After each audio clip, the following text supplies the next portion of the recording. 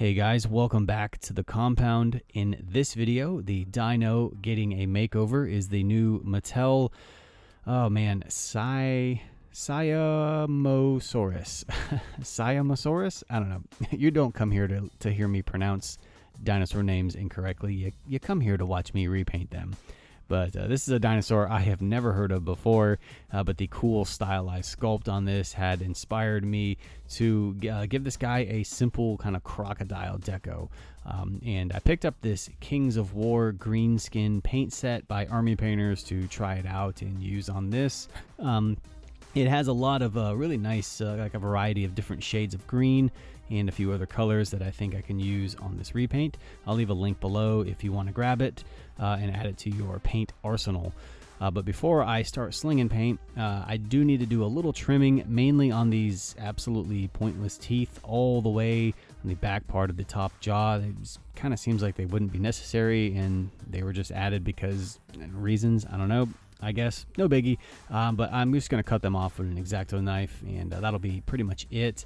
This guy's neck articulation is all tied into the action gimmick, and since I won't be moving it around, I'm not going to worry about trimming the plastic away from the inside of the neck, so we'll just skip all that and move on to throwing some paint down on this bad boy.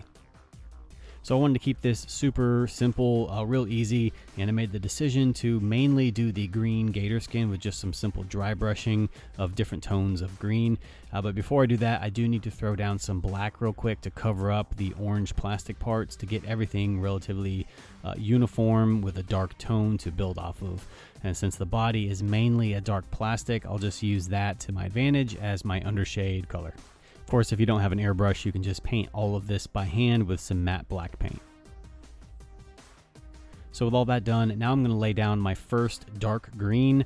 And unfortunately, there isn't a dark green in this set that I can use without having to mix colors together. So I'm going to have to turn to the Old Faithful Apple Barrel Ivy Green to be my first base color, and I'll just start to lay that down. As I like to do with the first layer, I like to hit it heavy-handed, hitting all the raised areas, just making sure to cover the entire figure with that English Ivy Green. With that base dry brushing done, now I'm going to grab some beige and I'll thin it down in my airbrush, and I'm going to hit the belly on this guy to give it that pale kind of crocodile underbelly skin tone. And while the paint is still wet, I'll go in with a Q-tip and wipe the beige away from the raised scales, exposing the green and leaving the beige down in the little cracks. And then I'll just continue the beige up the neck and hit the lower jaw and fade it into the green on the top of the head. Low and slow is the key here to get a nice natural fade with the airbrush. With the underside done, now I'm going to grab some transparent yellow ochre, and I want to change the tone of the underbelly side. So I'm going to take that transparent yellow ochre and just lightly glaze it over the beige area, and that's just going to change the tone a little bit and give it a slight yellowish green tint.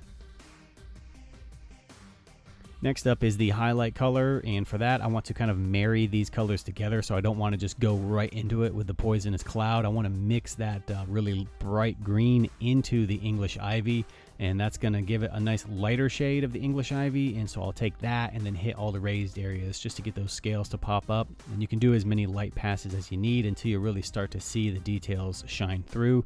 And then I'll do my final highlight color towards the end, which will just be the poisonous cloud by itself. We're going to go ahead and finish off all these little details on the face. First off, I'll jump in with some flesh tone and hit the inside of the skin flaps and the tongue. And then I'll grab some off-white and pick out the teeth, which are individually sculpted. And that's a really nice treat because it makes them easier to paint.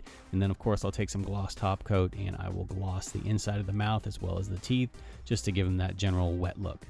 I'll then grab some black and block in the eyes, and then take some poisonous cloud green and mix it with gold to get a shiny goldish green color, very crocodile-ish. And I'll paint the eyeballs in with that green gold color, and then I'll finish that off with 2 tiny black slits, and then of course I'll gloss the eyes up with that gloss top coat as well. As for the sail, he's got that, dark swampy croc skin going on, and I wanted to keep the sail somewhat subdued, so nothing wild or colorful, just kind of keeping it real simple here. So I'm just going to take some of the poisonous cloud, and I'll dry brush a fade on the top part of the sail, concentrating heavily on the top part and then fading it out lighter as I get closer to the body. And then I'll also do one final pass over the larger spikes and scales just to really get them, you know, to pop out a little bit more, but not so much that it's like distracting. I'll then do a final glaze of yellow ochre over the entire figure to tie everything together. And of course, seal him up with some Vallejo matte varnish through the airbrush to really lock in all of that paint. And just like that, this killer Croc is ready to cause some mayhem in the jungle. So as always, I appreciate you guys hanging out with me and watching. I hope you found this video helpful and inspiring in some way, shape, or form.